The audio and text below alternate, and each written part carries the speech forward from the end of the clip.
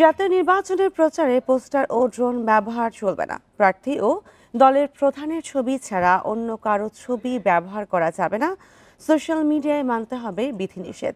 এমন সব বিধান রেখে রাজনৈতিক দল ও প্রার্থীর আচরণ বিধিমালা 2025 জারি করেছে নির্বাচন কমিশন। সোমবার রাতে প্রকাশিত গেজেটে বলা হয়েছে, রেক্সিন, পলিথিন, পিভিসি সহ পরিবেশের জন্য ক্ষতিকর কোনো উপাদানে তৈরি লিফলেট, হ্যান্ডবিল, ফেস্টুন বা ব্যানার ব্যবহার চলবে না। নির্বাচনী এলাকায় কোনো বাড়ি, দেয়াল, গাছ, সরকারি স্থাপনা এবং বাস, ট্রাক, ট্রেন, লঞ্চ, রিক্সা সহ সব ধরনের যানবাহনে লিফলেট বা হ্যান্ডবিল ও ফেস্টুন সাঁটাতে পারবে না।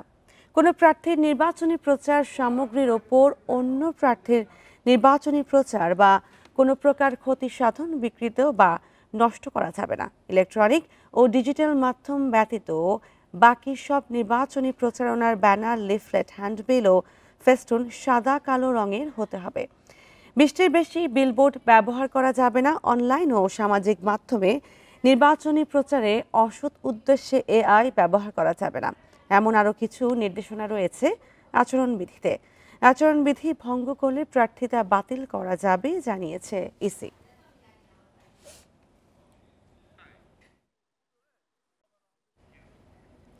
পোস্টাল ব্যালটে প্রবাসীদের ভোট নেওয়া কতটা সফল হবে তা নিয়ে সংশয় নির্বাচন কমিশনার সানাউল্লাহ।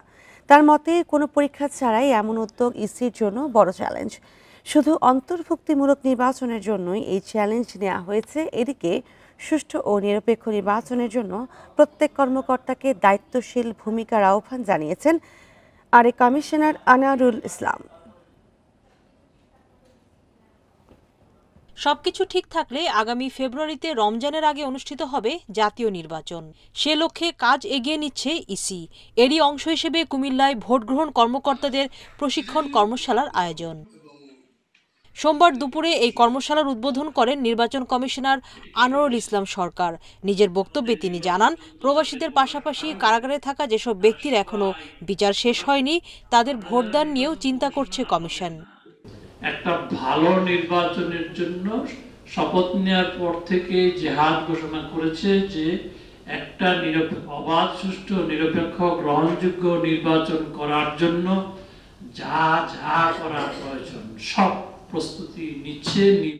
প্রায় একই সময় রাজধানীর আগারগাঁওয়ে নির্বাচন ভবনে কয়েকটি দেশে বাংলাদেশের দূতাবাস ও প্রবাসীদের সঙ্গে অনলাইনে মতবিনিময় করে ইসি।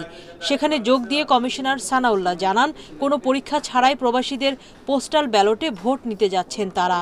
বলেন, আন্তর্জাতিকভাবে পোস্টাল ব্যালটের সফলতার হার ভালো নয়। ইন্টারন্যাশনালি কিন্তু এই ভোট সংগ্রহের সংখ্যা খুব একটা আশাব্যঞ্জক নয়।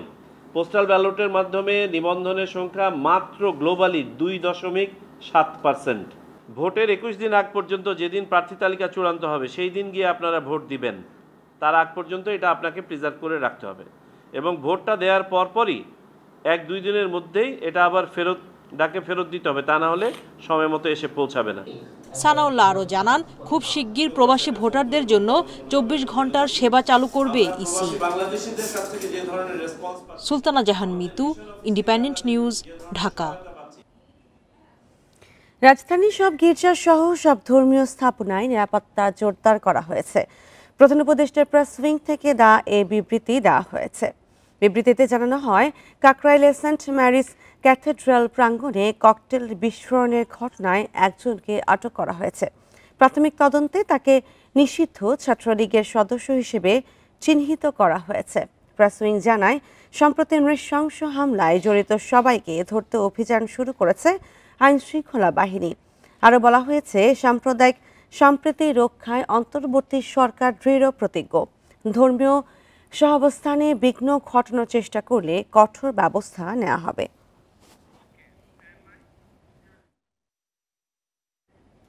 স্বাধীনতা বিরোধীরা পরিকল্পিতভাবে মুক্তিযুদ্ধকে ভুলিয়ে দেওয়ার চেষ্টা করছে বলে মন্তব্য করেছেন বিএনপির মহাসচিব মির্জা ফখরুল ইসলাম আলমগীর।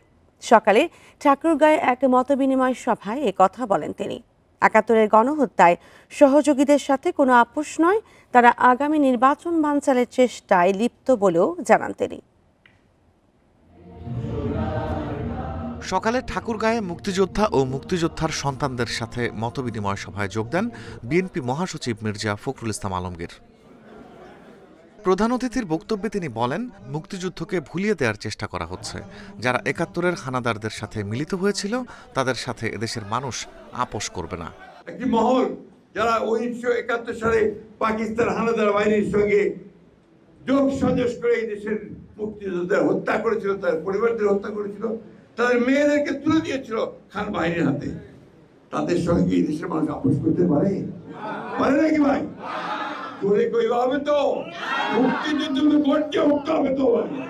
নির্বাচন বানচালের চক্রান্ত চলছে অভিযোগ করে তিনি আরো বলেন, নির্বাচনকে পিছিয়ে দেয়া মানে এদেশের মানুষের সর্বনাশ হওয়া। আজকে যে চক্রান্ত ষড়যন্ত্র চলছে নির্বাচনকে বানচাল করে দেওয়ার, নির্বাচনকে পিছিয়ে দেওয়ার, সেই নির্বাচনকে পিছিয়ে দেওয়া মানে আমাদের সর্বনাশ হওয়া, এই দেশের সর্বনাশ হওয়া। কারণ এখন একটা নির্বাচিত সরকার খুব দরকার। এদিকে গুলশানে চেয়ারপারসনের কার্যালয়ে ফটো অ্যালবাম প্রকাশনা অনুষ্ঠানে বিএনপির স্থায়ী কমিটির সদস্য ডক্টর মঈন খান বলেন, জুলাই আন্দোলন শুধু ৩৪ দিনের আন্দোলন ছিল না, এটা ছিল দীর্ঘ ১৭ বছরের গণতান্ত্রিক সংগ্রামের ফসল। আমরা কেন ৩৬শে জুলাই কেন করেছি, আমরা কেন ৫ই আগস্ট, এটা কিন্তু শুধু ৩৬শে জুলাই ছিল না, এটা ছিল দীর্ঘ ১৬-১৭ বছরের বাংলাদেশের লক্ষ লক্ষ মানুষের যে আত্মত্যাগ, তারই ফলশ্রুতিতে কিন্তু ৫ই আগস্ট এসেছিল। গণঅভ্যুত্থানের কৃতিত্ব শুধুই ছাত্রদের নয়, এমনটাও মন্তব্য করেন doctor Moin Khan. Rifat Alam, Independent News, Dhaka.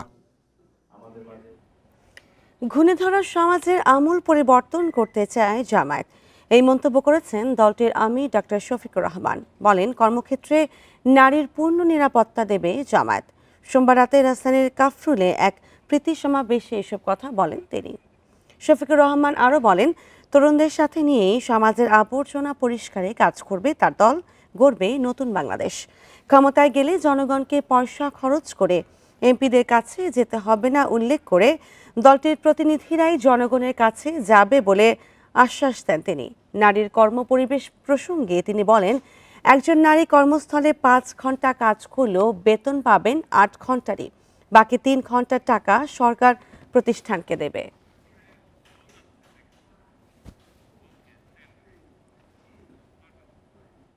মারা ৫ ঘন্টা কাজ করে ৮ ঘন্টার বেতন পাবেন ইনশাআল্লাহ। তবে সেই ৩ ঘন্টার বেতন শিল্প মালিকদেরকে দিতে হবে না, এটা দিতে বাধ্য থাকবে সরকার। আমরা একটা কল্যাণ রাষ্ট্র করতে চাই, সরকার সবার কাছ থেকে ট্যাক্স নেয়, সরকারের দায়িত্ব হলো সমাজের চাকা চালু রাখা, সরকারের দায়িত্ব হচ্ছে ওই সমস্ত মাদের বাকি ৩ ঘন্টার বেতন পরিশোধ করা।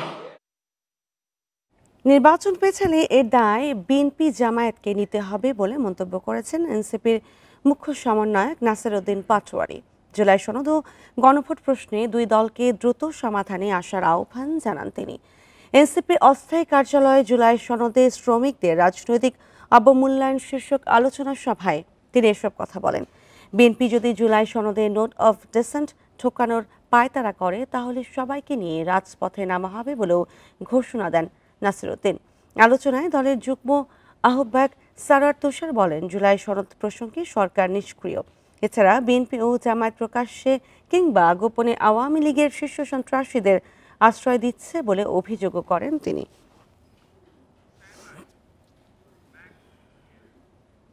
নির্বাচনের আগে প্রধান উপদেষ্টাকে জুলাই সনদের আদেশ বাস্তবায়ন করতে হবে বলে মন্তব্য করেছেন এনসিপির দক্ষিণাঞ্চলের মুখ্য সংগঠক হাসনাত আবদুল্লাহ। সোমবার রাতে চাঁদপুর শিল্পকলা একাডেমিতে এনসিপির সমন্বয় সভায় তিনি এই মন্তব্য করেন।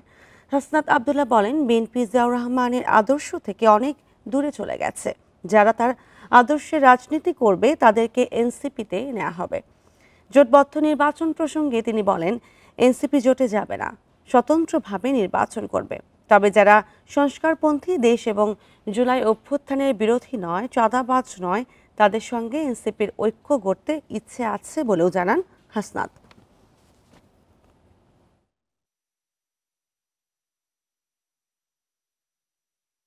তবে নির্বাচনের পূর্বে অবশ্যই আমাদের এই জুলাই সনদের আদেশ বাস্তবায়ন হতে হবে এবং এই আদেশ অবশ্যই ডক্টর মোহাম্মদ ইউনূস তাকে দিতে হবে। নিরাপত্তা ব্যবস্থা নিয়ে কর্মকর্তাদের কাউন্সেলিং শুরু করছে মেট্রো রেল কর্তৃপক্ষ। একই সঙ্গে উদ্বিগ্ন না হওয়ার অনুরোধ জানিয়েছেন যাত্রীদের। মেট্রো রেলের ব্যবস্থাপনা পরিচালক জানান, দুর্ঘটনার পর ট্রেন পরিচালনায় সংশ্লিষ্টদের মানসিকভাবেই চাঙ্গা রাখতে এই উদ্যোগ। তবে বিশেষজ্ঞরা বলছেন, টেকসই সমাধান পেতে গুরুত্ব বাড়াতে হবে সঠিক রক্ষণাবেক্ষণে। ২৬ অক্টোবর দুপুরে ফার্মগেটে মেট্রো রেলের ৪৩৩ নম্বর পিলার থেকে বিয়ারিং প্যাড খুলে পড়ে একজন নিহত ও ২ জন আহত হন। ২৯ অক্টোবর রাত ৯:৩০টার দিকে একই জায়গায় কিছুটা ঝাঁকি অনুভব হলে আগারগাঁও থেকে শাহবাগ অংশে মেট্রো চলাচল বন্ধ করে দেওয়া হয়। এরপর ফার্মগেট থেকে বিজয়সরণী পর্যন্ত ট্রেন চলাচল করছে কিছুটা ধীর গতিতে। মেট্রো রেলের ব্যবস্থাপনা পরিচালক জানান, দুর্ঘটনার পর আগের চেয়ে নিরাপত্তা সংক্রান্ত সব সতর্কতা সঠিকভাবে মানা হচ্ছে। ট্রেন চলাচলেও কোনো সমস্যা নেই। তা সত্ত্বেও সংশ্লিষ্ট কর্মকর্তাদের দক্ষতা বাড়াতে নানা পদক্ষেপ নেওয়া হয়েছে। ৬টা টিম কাজ করতেছে ১৬টা স্টেশনে, যে পাবলিক কনসালটেশন পিআর বাড়াই দিয়েছি, যাতে পাবলিকের সাথে কথা বলে এবং বইলা তাদেরকে কনসালটেশন করা হয়। তাদের ফ্রেম করে দেওয়া হয়েছে কী কী প্রশ্ন করবে, কী কী কথা বলবে। আর আমাদের ট্রেনের জন্য সমস্ত অপারেশন মেইনটেন্যান্সের সিনিয়র ম্যানেজমেন্টরা সবার সাথে ইন্ডিভিজুয়ালি কথা বলতেছে। এমন উদ্যোগকে ইতিবাচক হিসেবে দেখলেও সামগ্রিক নিরাপত্তায় আরও সতর্ক হওয়ার আহ্বান বিশেষজ্ঞদের। তাগিদ দেন সরকারি আমলা নয়, বরং কারিগরিভাবে দক্ষ জনবল দিয়ে মেট্রো পরিচালনার। আমাদের এটার থেকে অভিজ্ঞতা নিয়ে আমরা যেন পাবলিক প্রাইভেট পার্টনারশিপের আওতায় যারা বানালো পৃথিবী বিখ্যাত লোক বানিয়েছে, যারা অপারেট করবে তারাও পৃথিবী বিখ্যাত, এরকম অনেক কাজের অভিজ্ঞতা যাদের থাকবে তাদেরকে দিয়ে যদি সেবাটা দিই, তাহলে আমার মনে হয় এই ধরনের হোঁচট থেকে আমরা বেঁচে যাব। মেট্রো রেলের পুরো নিরাপত্তা ব্যবস্থা আন্তর্জাতিক মানসম্পন্ন কোনো সংস্থার মাধ্যমে তদারকির পরামর্শ বিশেষজ্ঞদের। Shahid Ahmed, independent News, Dhaka. আগামী ২১ নভেম্বর থেকে স্কুল শুরু হচ্ছে। ভর্তির আবেদন চলবে ৫ ডিসেম্বর পর্যন্ত। অনলাইনের মাধ্যমে শিক্ষার্থীরা স্কুলগুলোতে ভর্তির আবেদন করতে পারবে। এবারও ভর্তি ফি সর্বোচ্চ ৮,০০০ টাকা নির্ধারণ করা হয়েছে। বিগত কয়েক বছর ধরে প্রথম থেকে নবম শ্রেণী পর্যন্ত লটারির মাধ্যমে ভর্তি কার্যক্রম পরিচালিত হচ্ছে। এ বছরও একই পদ্ধতিতে হবে। খসড়া নীতিমালা অনুযায়ী আগামী ২১ নভেম্বর থেকে অনলাইনে ভর্তি আবেদন শুরু হবে, চলবে ৫ ডিসেম্বর পর্যন্ত। মাধ্যমিক ও উচ্চশিক্ষা অধিদপ্তর কেন্দ্রীয়ভাবে লটারি কার্যক্রম পরিচালনা করবে। ১৪ ডিসেম্বর লটারি হবে। আগের নীতিমালা অনুসারেই আমরা ভর্তি প্রক্রিয়া সম্পন্ন করব এবং লটারির মাধ্যমেই করব। আমরা আশা করছি ডিসেম্বর মাসের মধ্যেই লটারি প্রক্রিয়া সম্পন্ন করব। এবার রাজধানীর এমপিওভুক্ত শিক্ষা প্রতিষ্ঠানগুলোতে সর্বোচ্চ ভর্তি ফি নিতে পারবে ৫,০০০ টাকা। আংশিক এমপিওভুক্ত ভর্তি ফি নিতে পারবে ৮,০০০ টাকা। তবে ইংরেজি ভাষণে ভর্তি ফি ১০,০০০ টাকা। মফস্বল এলাকার স্কুলে সেশন চার্জ সহ ভর্তি ফি সর্বসাকুল্যে ৫০০ টাকার বেশি হবে না। উপজেলা ও পৌর এলাকায় ১,০০০ টাকা, মহানগর এলাকায় সর্বোচ্চ ৩,০০০ টাকা। এদিকে ফি নির্ধারণ করা থাকলেও প্রতি বছরই অনেক নামী স্কুল অতিরিক্ত ফি আদায় করে বলে অভিযোগ অভিভাবকদের। শিক্ষা প্রতিষ্ঠানগুলো যাতে করে অতিরিক্ত ফি না নিতে পারে সেজন্য মন্ত্রণালয়কে মনিটরিংয়ের মাধ্যমে মাঠে থাকতে হবে এবং এটাকে ভালোভাবে মনিটরিং করতে হবে। মাধ্যমিক ও উচ্চশিক্ষা অধিদপ্তর বলছে, কোনো প্রতিষ্ঠান অতিরিক্ত ফি আদায় করলে কঠোর ব্যবস্থা নেওয়া হবে। এই বিষয়ে যদি সরকারি নীতিমালা কেউ অনুসরণ না করে, আমাদের সুনির্দিষ্ট অভিযোগ পেলে আমরা যথাযথ কর্তৃপক্ষের অনুমতি নিয়ে তাদের বিরুদ্ধে ব্যবস্থা নেওয়ার চেষ্টা করব। ২৫ ডিসেম্বরের মধ্যে ভর্তি কার্যক্রম শেষ করার পরিকল্পনা অধিদপ্তরের। নূরে আলম, ইন্ডিপেন্ডেন্ট নিউজ, ঢাকা। আয়ারল্যান্ডকে ছোট করে দেখার কিছু নেই। জয়ের জন্য ব্যাটারদের বড় ইনিংস খেলতে হবে। স্পোর্টিং উইকেটে ইতিবাচক থাকতে চান অধিনায়ক নাজমুল শান্ত। অন্যদিকে পিছিয়ে থাকলেও নিজেদের আন্ডারডগ ভাবতে নারাজ আইরিশরা। অধিনায়ক বালবিরনি বলেছেন, অতীত অভিজ্ঞতা কাজে লাগাতে পারলে জেতা সম্ভব। সিলেটে সিরিজের প্রথম টেস্ট শুরু আজ সকাল ৯:৩০টায়। মুশফিকের তৎপরতা, নেটে ঝালিয়ে নেয়া, পাশেই সাদমান শেষ মুহূর্তের প্রস্তুতিতে ব্যস্ত। দুজনকে দেখে বোঝা যায় দেশে টেস্ট ক্রিকেট ফিরছে। অভিমান রাগে অধিনায়কত্ব ছেড়ে দিয়েছিলেন শান্ত। বোর্ডের সাথে দীর্ঘ মিটিংয়ে আবারও ফিরেছেন। আশ্বাস পেয়েছেন আগের চেয়ে বেশি গুরুত্ব পাবেন। নতুন করে পুরনো দায়িত্ব শুরুর অপেক্ষাতে আছেন টাইগার অধিনায়ক। আমি যেটার কারণে কনভিন্স যে না ক্রিকেট বোর্ড আমাকে ওই হেল্পটুকু করবেন, যেটা আমার মাথার মধ্যে ছিল। ক্রিকেট বোর্ডের এক্স ক্রিকেটাররা যারা এখন আছেন তারা যখন একটা সাজেশন দেয় তখন অবশ্যই ভালো চিন্তা করে দেয়। সো ওটার উপরে বিশ্বাস রেখে আমি ফেরত এসেছি এবং আমার কাছে মনে হয়েছে যে সামনে ভালো কিছু হবে। শক্তি সামর্থ্য বিবেচনায় আয়ারল্যান্ডকে নিয়ে চিন্তার কারণ নেই, তবে শান্তর ভাবনাতে ব্যাটিং ইনিংস বড় করতে বলছেন স্পেশালিস্ট ব্যাটারদের। উইকেট বিবেচনায় দলে ব্যাটার বেশি রাখার আভাস দিয়েছেন অধিনায়ক। স্পোর্টিং উইকেটই আমি আশা করছি, বাট অলওয়েজ সবসময় সারপ্রাইজ হই ওই পার্টিকুলার ওই ডেতে কি বিহেভ করতেছে, ওয়েদার কন্ডিশন অনেক কিছু ম্যাটার করে। বাট অ্যাজ এ ক্যাপ্টেন হিসেবে আমি আশা করব যে উইকেটটা স্পোর্টিং হবে, ভালো উইকেটই হবে, ব্যাটসম্যানরা বড় রান করার একটা সুযোগ থাকবে। গরম থেকে বাঁচতে ম্যাচের আগের দিন অনুশীলন করেনি আয়ারল্যান্ড। তারকাদের বিপিএলে খেলার অভিজ্ঞতা আর 2023 সালে একমাত্র মুখোমুখিতে সেই হারের অভিজ্ঞতাও আত্মবিশ্বাস দিচ্ছে। নিজের দলকে একটুও পিছিয়ে রাখলেন না বালব্রিনি। আমার মনে হয় না কেউ আন্ডারডগ আছে। আমরাও ভালো করতে চাই। আগে ব্যাট করলে খুব মনোযোগী হতে হবে। যারা লম্বা সময় ভালো করবে তারাই জিতবে। আমরাও তাই চাই। স্পোর্টিং উইকেটে একাদশের ভাবনায় শুধু বোলার কম না বেশি, 3 পেসার নাকি 3 স্পিনার, সেটা ঠিক করা হবে ম্যাচের দিন সকালে উইকেট দেখে। ওয়ানডে টি-20তে টালমাটাল অবস্থা, ক্রিকেটাররা বিধ্বস্ত সমালোচনায়। অন্যদিকে নানা ইস্যুতে উত্তাল ক্রিকেট বোর্ড। এত কিছুর মাঝে সিলেটের এই চোখ জুড়ানো স্টেডিয়াম কি পারবে বাংলাদেশ ক্রিকেটে স্বস্তি ফেরাতে? শান্তরা কি পারবে জয় ছিনিয়ে আনতে? প্রতিপক্ষ আয়ারল্যান্ড বলেই আশাটা বেশি। Mazharul Islam, independent news, Sylhet. 25 বছরের টেস্ট ইতিহাসে ব্যর্থতা বেশি থাকার দায় নিলেন টাইগার অধিনায়ক নাজমুল হোসেন শান্ত। বলছেন এমন খারাপ অবস্থার জন্য নিজেরাই দায়ী। সিলেটের ব্যাটিং উইকেটে 2 স্পিনার নিয়ে খেলার সম্ভাবনা বেশি। ইতিহাস বলছে টস হয়ে দাঁড়াবে বড় প্রভাষক। 10 নভেম্বর 2000 থেকে 10 নভেম্বর 2025 টেস্ট ক্রিকেটে কেটে গেছে 25 বছর। কি দারুণ একটা উপলক্ষ। উদযাপনের একদিন পর টেস্টেই বাংলাদেশ মাঠে নামছে আয়ারল্যান্ডের বিপক্ষে। 154 টেস্টে জয় মাত্র 23টা। হিসাব নিকাশের খাতাতে ব্যর্থতায় বেশি। শান্ত মানছেন দায় নিজেদের, কিছুটা আক্ষেপ আছে মিডিয়ার উপর। যে আমরা অত ভালোভাবে দলটাকে আগায় নিয়ে যেতে পারি এটা আমাদের ফল সবার আগে। বাট পাশাপাশি আমি বলবো যে এখানে আপনাদেরও একটু দায়িত্ব নিতে হবে যে সবসময় আপনারা হোয়াইট বল নিয়ে অনেক কথা বলেন। হোয়াইট বলে কেউ 50 করলে 100 করলে অনেক কথাবার্তা হয়, অনেক ভাইব উঠে যায়। বাট কেউ এখানে টেস্ট ক্রিকেটে কেউ যদি 3 উইকেট নেয় বা 100 করে বা 200 করে, ওটা নিয়ে খুব বেশি কথাবার্তা কিন্তু সোশ্যাল মিডিয়ায় হয় না। সিলেটের স্টেডিয়াম যত সুন্দর, উইকেট যতটা স্বস্তির, ততটাই অস্বস্তি এখানকার রেকর্ড। সাদা পোশাকের ক্রিকেটে 4 ম্যাচের 3টাতেই হার।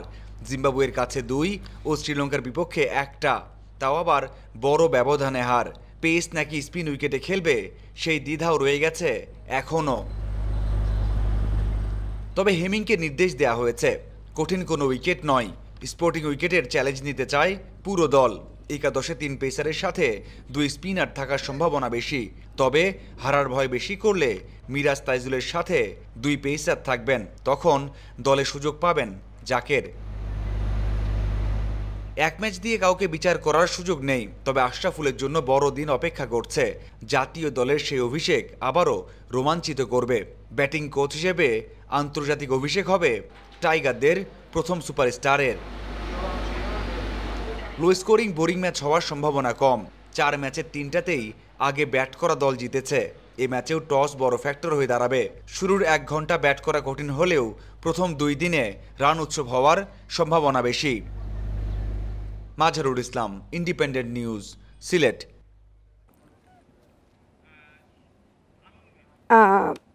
দুঃখিত, দিনাজপুর থেকে জানাবেন সহকর্মী SM আলমগীর হোসেন। আলমগীর হোসেন, সকালবেলার বাতাসে কি শীতের ছোঁয়া টের পাওয়া যাচ্ছে কিনা?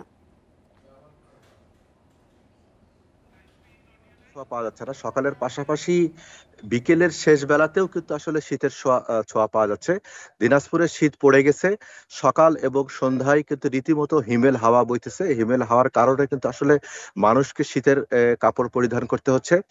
আর সকাল এবং সন্ধ্যাতেই শুধু আপনার হিমেল হাওয়ার যে ছোঁয়া সেটি শুধু পাওয়া যাচ্ছে না, কুয়াশা নেমে পড়তেছে এবং কুয়াশার কারণে কিন্তু আসলে প্রকৃতিতে শীতের যে জানান দেওয়া সেটি কিন্তু জানান দেওয়া আছে। আসলে দিনাজপুরে কিন্তু আসলে আপনারা জানেন যে গত 2 সপ্তাহ আগে ঘূর্ণিঝড় যে মোথা, সেই ঘূর্ণিঝড়ের কারণে কিন্তু দিনাজপুরে টানা 4 দিন বৃষ্টি হয়েছে। বলা যায় যে এই টানা 4 দিন বৃষ্টির থেকেই কিন্তু আসলে শীতের যে শুরুটি, সেই শীতের শুরুটি হয়ে গেছে।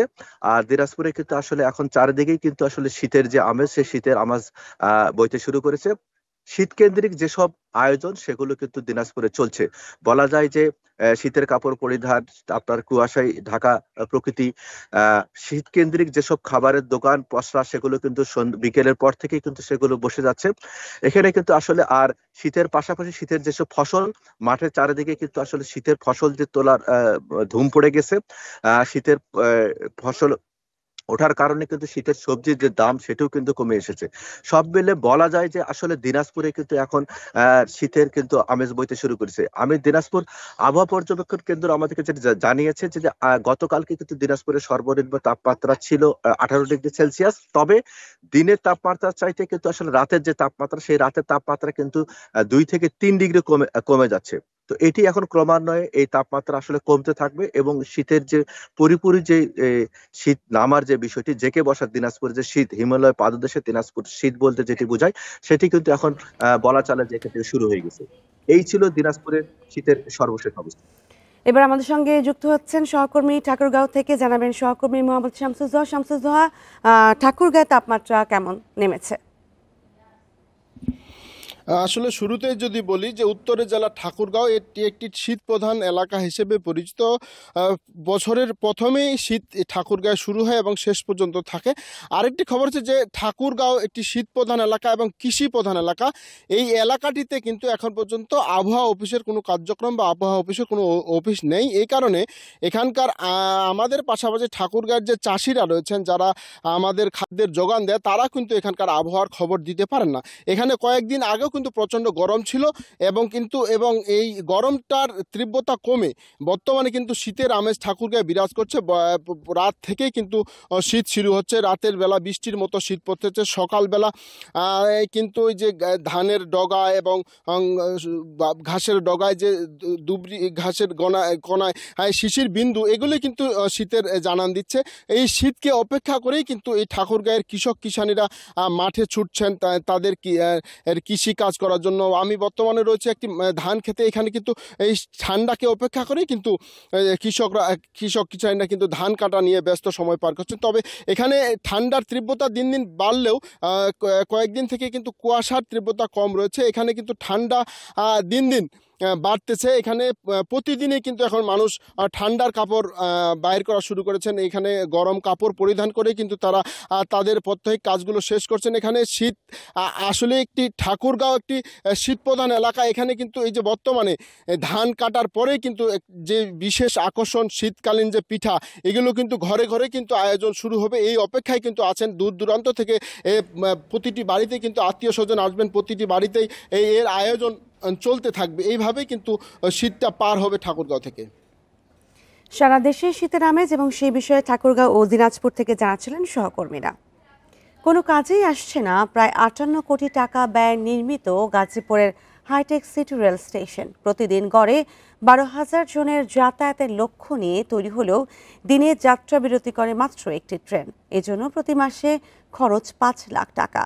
মাদকসেবী ছিনতাইকারীদের আখড়ায় পরিণত হওয়ার নিরাপত্তাহীনতায় স্টেশনের কর্মকর্তা কর্মচারীরা। নান্দনিকতা আর আধুনিকতার মিশেলে নির্মাণ করা হয় কালিয়াকৈরের হাইটেক সিটি রেলওয়ে স্টেশন। রয়েছে একক প্ল্যাটফর্ম, একটি লুপ লাইন ও আধুনিক সিগন্যাল ব্যবস্থা। বিশাল পরিসরের স্টেশনটি 2018 সালের মহাসমারোহে উদ্বোধনের পর থেকে মাত্র একটি ডেমো ট্রেন চলাচল করত, সেটিও বন্ধ হয়ে যায় করোনার সময়।